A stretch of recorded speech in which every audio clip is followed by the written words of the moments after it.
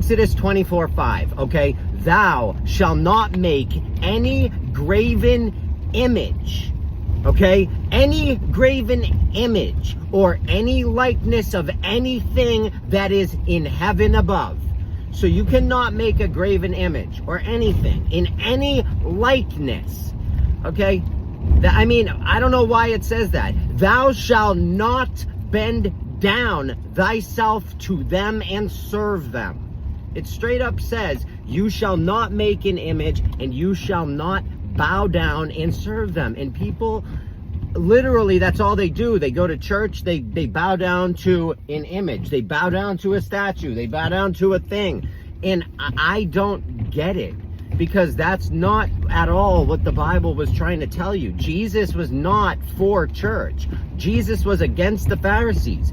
That's not what Jesus taught in the first place. So people aren't even comprehending the most basic part of the whole thing. And it drives me crazy.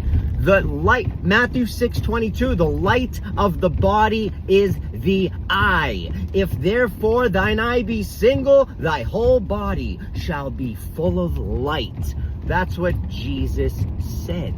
Jesus also went into the woods and he fasted and he prayed and he meditated. Jesus also said in John 13:17, if ye know these things, happy are ye if you do them. So if you know these things that I teach, if you actually do them, you will be happy. And he was not at all telling people to go to church. He wasn't telling people to go pay 10%, go do your tithing. That's not even what it means. It's metaphorical, just like most of Jesus' teachings. And he says that. He says he speaks in allegories because people aren't listening to him. And I am amazed at the amount of people that still aren't listening. But then again, when I look around and I really... I am honest with myself. I understand. I get it. I get why people think that this whole Bible is a literal book, like it's a little children's book or something. Let me remind you, it's not. It was written by absolutely brilliant Greek mystics that went around and traveled around the world and learned from all over the place, from India, from everywhere. They're not... Oh my God, it's sad, There are so many places in the Bible that they are very obviously referencing the chakras.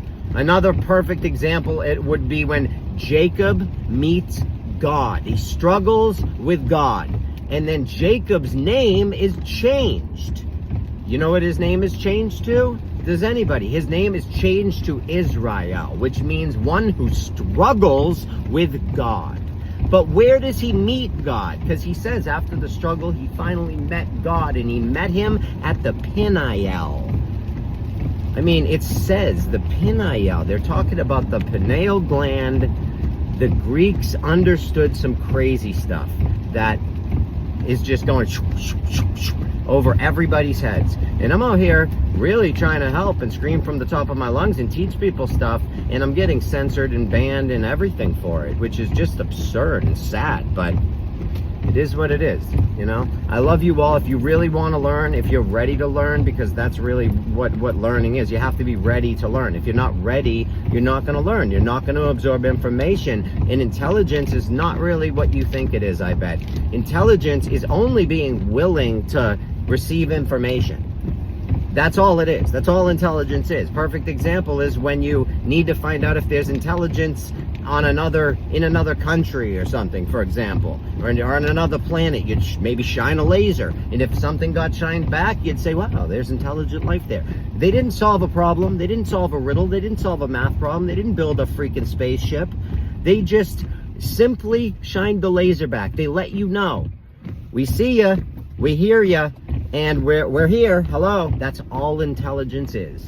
That's it. It's letting you know that you are ready to receive signals. And most people, they are so glazed over because of the fake news and the propaganda and the embarrassing, pathetic Rockefeller education that we get. It's just, it really is a shame that more people don't just look into all of this stuff, you know? Look into Rockefeller. Look into the fact that he quoted that he wants a nation of workers and not thinkers, and then he went and he created the Board of Education in 1903. Look into the fact that Wernher von Braun created the rocket, which started NASA. And Wernher von Braun was a freaking Nazi, a high-ranking Nazi that got snuck into this country. Became best friends with Walt Disney and Aleister Crowley and L. Ron Hubbard, the inventor of Scientology. I mean, give me a break. Our history, our real history, is absolutely astonishing at how ridiculous it is. All right, you got a guy named and I bet you most people have heard of this name, but think it's something else. Edward Bernays. Most people are going to say, oh yeah, the guy that made the sauce? Nope. Edward Bernays. He was the first brilliant marketing man that got millions and millions of women to start smoking cigarettes. He learned how to manipulate people on television through advertising and manipulation, and that's because his uncle was Sigmund Freud. And what's interesting is the founder, one of the founders of Netflix, his uncle is Edward Bernays. Great uncle is Sigmund Freud. So the psychological engineering and the programming never stopped.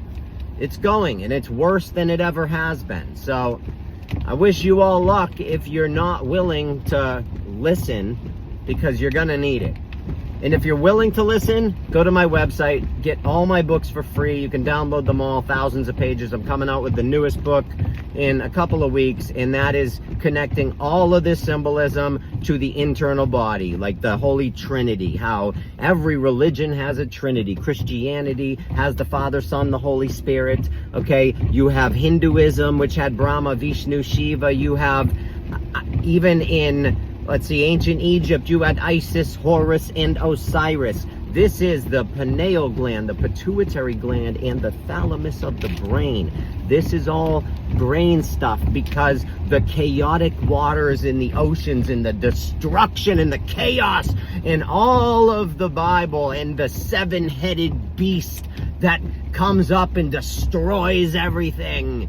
It's about you. You are the beast. And it has 7 heads because it's 7 chakras you need to ascend through. And if you're living in the lowest one, you're living in hell, because that's the heel. And if you rise, you're living in head, and that's heaven.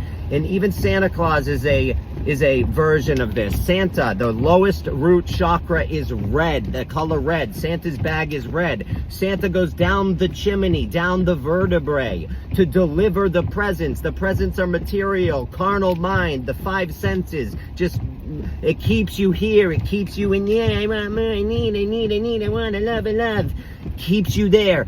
Santa can't go back up the chimney and ascend until he gets rid of all his material nonsense, and he gets rid of it and he gives it to the children so they can play with their toys and stay in the carnal mind. But Santa goes back up the chimney. That is a story of ascension, and Santa Claus is the colostrum, the brain, the colostrum the brain produces, and the melatonin that, and all those oils that drip down the 33 vertebrae and get transmuted by the solar plexus, and it lights it on fire and brings it back up the spine to activate the pineal gland. Okay? This is all esoteric, metaphorical, amazing information you can get for free, because I believe in you. I love you all so much, for real. And go to my website, learn everything. And if you can support me, I just opened a non-profit. It cost me a ton of money. I have no idea what I'm doing, but I am determined to learn, because someone said I couldn't do it, and I do not take no for an answer. And I believe that each and every one of you could do the same. Anyone has the ability to do anything. Change your thinking, be positive, change your mindset, change your life. Contact me. I love you all so much. Best way to do it is at my website. My opinion.